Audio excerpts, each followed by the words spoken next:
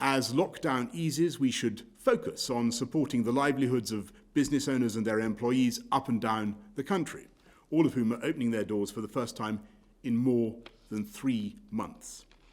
They are our local restaurants, hairdressers, libraries, museums, cinemas, and, yes, pubs. They're also our hotels, B&Bs, indeed much of our tourism industry. All these businesses and their workers have put in a heroic effort to prepare their venues for this reopening, to work out a way to trade that keeps their customers safe.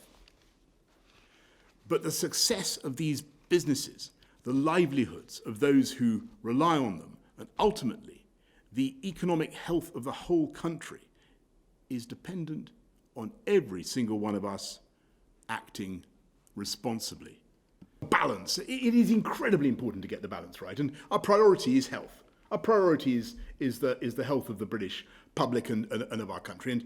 And we look at where we are with the prevalence of the disease, down to 1 in 2,200 now.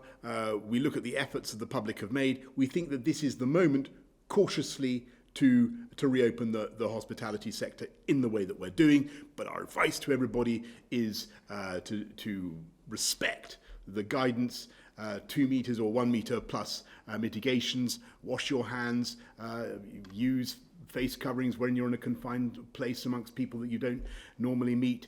All those things are very, very important. And if we do that, I think we'll get through it, and we'll get our businesses, our hospitality sector back in the way that they want. Either side of the path we're on, there are risks, and we're going to have health problems and we're going to have economic problems for sure. So what we're trying to do is walk this narrow path. There is no perfect time. There is no perfect exact way of doing it.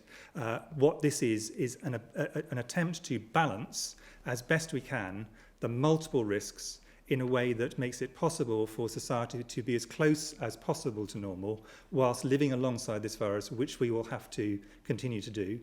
My urgings to everybody can be summed up in the phrase "enjoy summer safely." I mean, I do want people to feel that it's safe to go and enjoy themselves, to enjoy hospitality, but it's got to be done in a responsible way. The heads of parties got to give their name, contact details of everybody behind the bar, behind in the restaurant or wherever. Got to be done.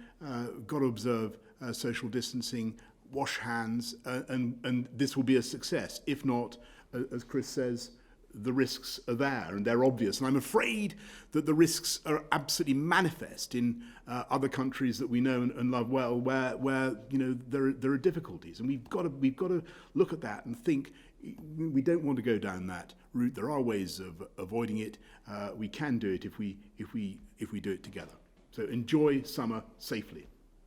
And that applies also to alcohol. Yeah, absolutely, I couldn't agree more.